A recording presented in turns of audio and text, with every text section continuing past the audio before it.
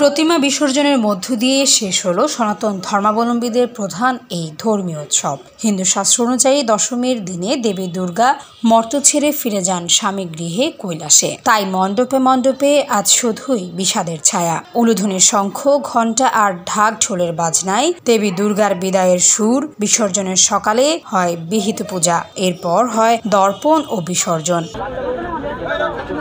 সনাতন ধর্মাবলম্বীদের বিশ্বাস, মানুষের মনের অসুরিক প্রবৃত্তি, কাম, ক্রোধ, হিংসা, লালসা বিসর্জন দেয়াই মূলত বিজয়া দশমীর তাৎপর্য।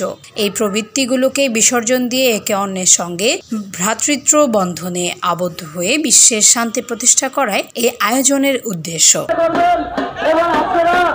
রাজধানীর 10টি ঘাটে বিসর্জন হলো দুর্গাপূজার 254টি মণ্ডপে প্রতিমা। বিসর্জন নির্বিঘ্ন করতে শেষ প্রস্তুতি নিয়েছে আইনশৃঙ্খলা বাহিনী। নিরাপত্তার দায়িত্বে থাকেন সেনাবাহিনী, পুলিশ, র্যাব, বিজিবির 7,000 সদস্য। আর বিসর্জনের সময় নৌ দুর্ঘটনা রোধে টহল দেয় নৌ পুলিশ ও কোস্টগার্ড।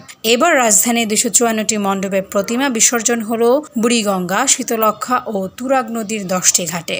সবচেয়ে বেশি বিসর্জন দেওয়া হয় বিনা স্মৃতি স্নান, ওয়াইজ ও নবাববাড়ি ঘাটে।